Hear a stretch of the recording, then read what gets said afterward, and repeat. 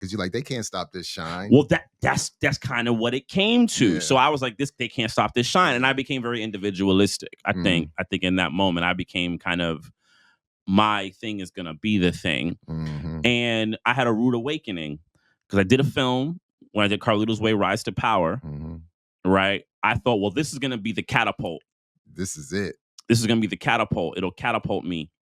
I made it. I did the film, had a big role.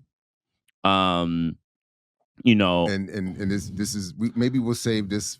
We should say for another time. This guy, not for another time, but for the Patreon Diddy. or something. We gotta get the because there he is.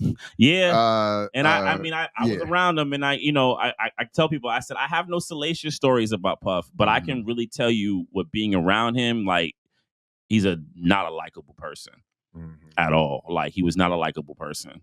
And I can speak for a couple of homies who were on that set, like Louis Guzman and Casper Martinez. They didn't particularly care for him either, and I know they've already said it publicly, so I'm not adding anything to the record. But yeah, so just real quick, did you know at the time? Did they tell you at the time that this is not expected to be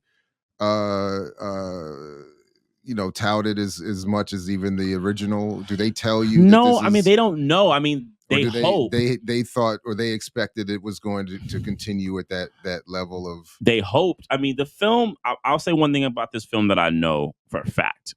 So many people probably don't realize. So remember American Gangster? Mm-hmm.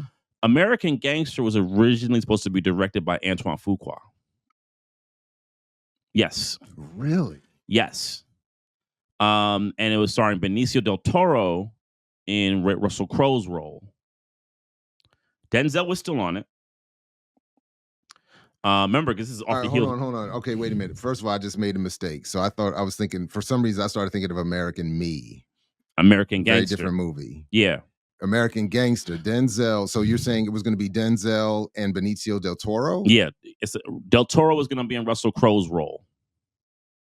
And it was directed by Antoine Fuqua because, remember, he was in good standing because they just did Training Day a few years back. Right.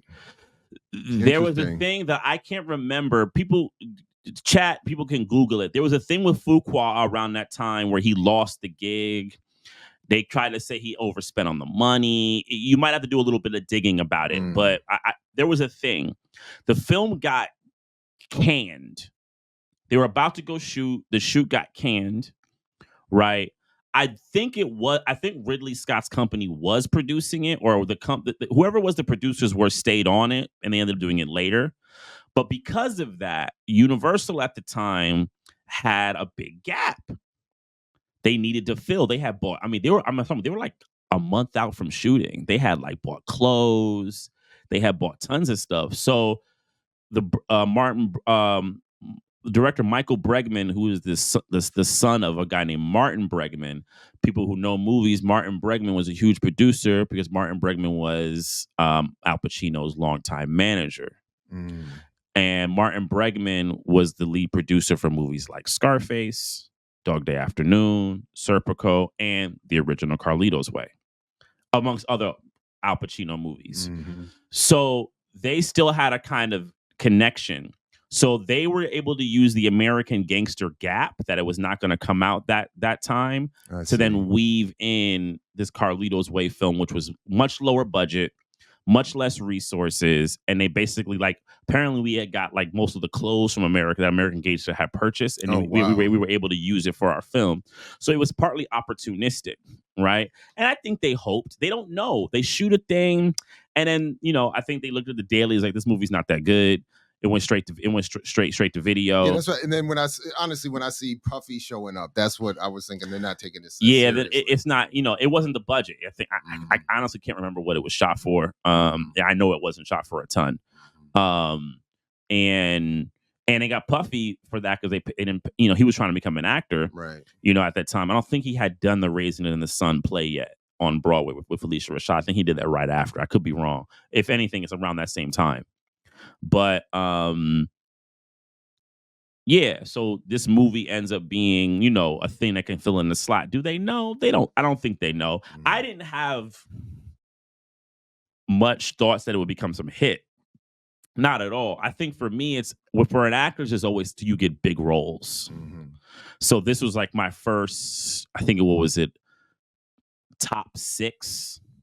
I was in like the first 6 or 7 people, or like somewhere on like the billing list, like of like where you're on it, and I'm a major pivotal role in the film. So I was like, well, I can use this to kind of catapult a career forward. And I've been working. I have been on, I mean, I also forgot to mention I was on Oz for 2 years, or a year and a half. Now that's Yeah. I totally missed past I that one. completely forgot about that. Yeah. Because I definitely watched that show, and it's just that you played your Reggie in Reggie in both. That's Ain't deep. that funny, right? Yeah. That's deep. And I did Oz right out of college. Like I got actually I was actually still in college when I did the 5th season, and I graduated and did, that. And I was like, that was part of the reason where I was like, you know what? Let me just go in and try to do this acting thing. And I think I had in my head I'll do my business stuff until I'm stable, and then I'll become then I'll do the revolution. Right. But you also, I mean, it also must have felt. I mean, it must have felt pretty good. I mean, you're getting these are not no roles. Yeah, I mean, and I'm able to work. Yeah, I'm able to work. I'm able to pay my bills. Part of it is like I got a job. Right. You know what I'm saying? I got a job. It is what it is.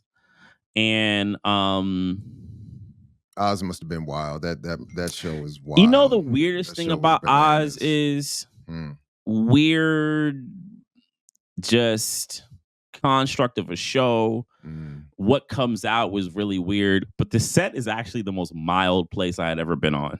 Really? Oh yeah. Interesting. It was mild. It was like whatever. It was a bunch of dudes just hanging out. I mean, they are. I gotta remember they are acting. It's I think there has to be a thing if you're doing a show about prison, you kind of gotta like relax. When you're not on, when you're not on, yeah. You gotta, yeah. They weren't doing the whole method acting. No, thing, no one was. I mean, some people were playing like we're doing something. They would do, but they would do some funny stuff, but it would be like under the guise of comedy. But right. I met some really interesting people on that show. From like Michael Wright to Leon, to Chuck Zito. That's a wildcat right there. I met that dude. Like lots of it was that's you just learn about how weird of America and the acting business is. Because that's when I began to realize the acting business just isn't actors. It's a lot of like people who are like living their life off of a kind of look and a personality.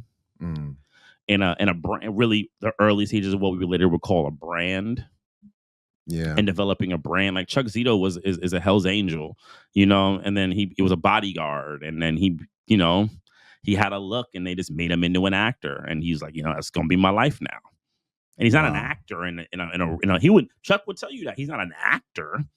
I'm an actor in the movie business, and I'm gonna ride this wave and do it as long as I can. I mix what I like, what I like, what I like, what I like, what I like.